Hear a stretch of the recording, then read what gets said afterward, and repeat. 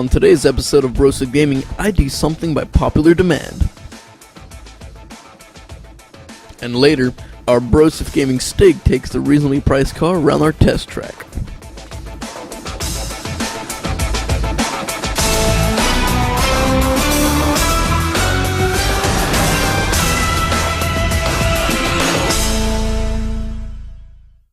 Hey guys, Joe here on behalf of Brosef Gaming, and well, welcome to this second episode of the series. On today's episode, by popular demand, it's the Rubik's Cube. Well, let's get started. Let me just mix this up here for you, real quick. Oh man. Okay, I'm not really paying attention, just trying to mix it up to the best of my ability. Now, here we go. Let me get closer to the camera so you guys can see what the heck is actually going on. And ready, you see it's all mixed up. Oh, kind of blues here, but oh, you get the picture. It's messed up. It's not, and I didn't even pay attention to it. So here we go. Let's get this thing started. There we go. I'm solving for whites. As you can see here. Here we go. Let's see. All right. See, we got one side. Now I gotta get this top layer here. With what we call correctly. There we go. Now you see it kind of almost, the very top layer, almost got it. There we go. And there we go, we got that top layer all solved. Now let's turn the cube around and let's get this second layer filled in. There we go.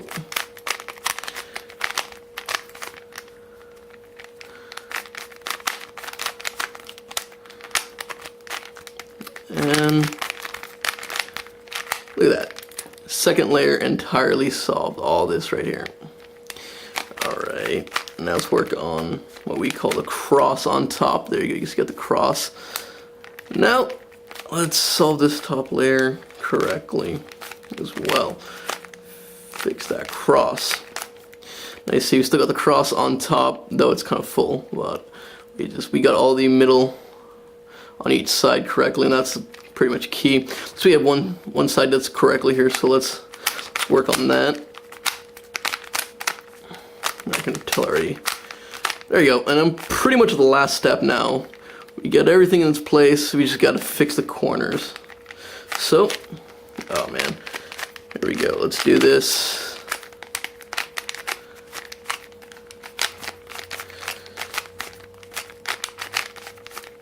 Oops.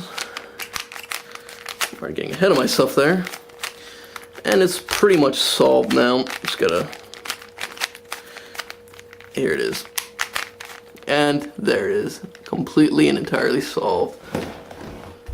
With that, I guess we'll move on to our next segment.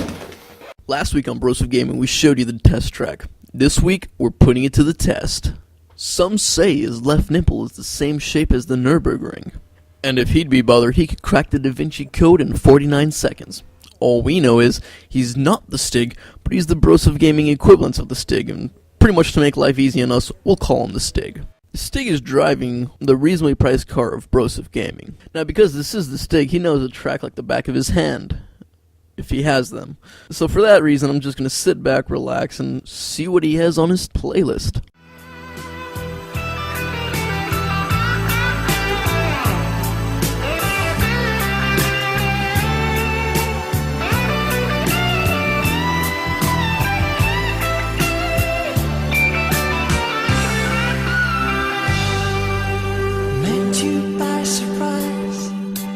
Didn't realize that my life would change forever.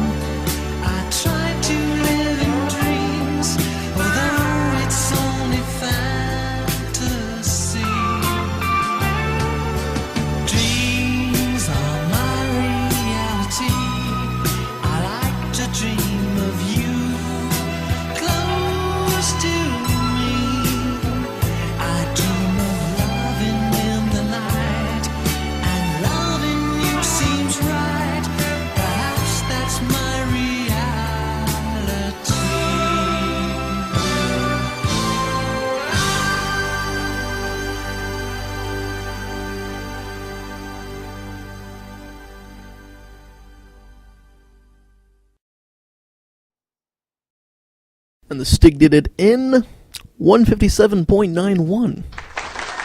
Yes. Now it's time for a new segment. Ladies and gentlemen, it is my honor and pleasure to introduce the Cool Wall. Now, the essence of the Cool Wall is not whether or not a game is good or bad, but how cool it is. With that in mind, we have our first contender, and this is Call of Duty Black Ops. Now, Call of Duty Black Ops takes the Call of Duty series in an entirely new direction, as opposed to the Modern Warfare 2, which takes place in the future. Call of Duty Black Ops actually takes place during the Cold War. And this is pretty unique because, as opposed, again, to Modern Warfare 2, which you pretty much follow fictional characters, in Black Ops you're actually able to see, and even in the first mission, actually trying to assassinate historical figures. That makes it pretty cool, I have to admit. But the problem is, everyone knows Call of Duty attracts trolls, especially when you're broadcasting on Justin.tv. And trolls aren't cool. And for that reason, and pretty much that reason alone, Call of Duty Black Ops is pretty much forced to be uncool.